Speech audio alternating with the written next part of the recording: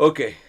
Mariam Sheikh, please throw your light on nikah over video call. I don't accept that.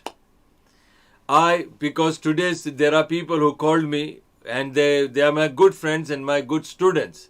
They always call me. But today I was really very strict about that.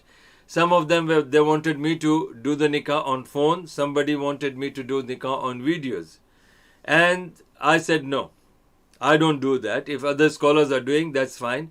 But I don't, because Rasulullah ﷺ has put certain conditions. Number one, the approval of the girl. Number two, her wali. Number three, the witnesses. Number four, the mahar.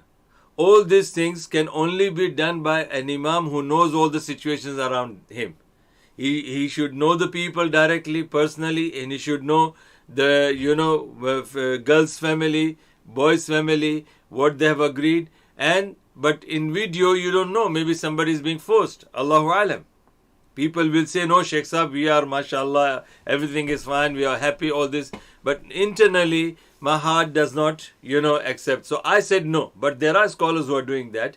So it depends upon how they do it.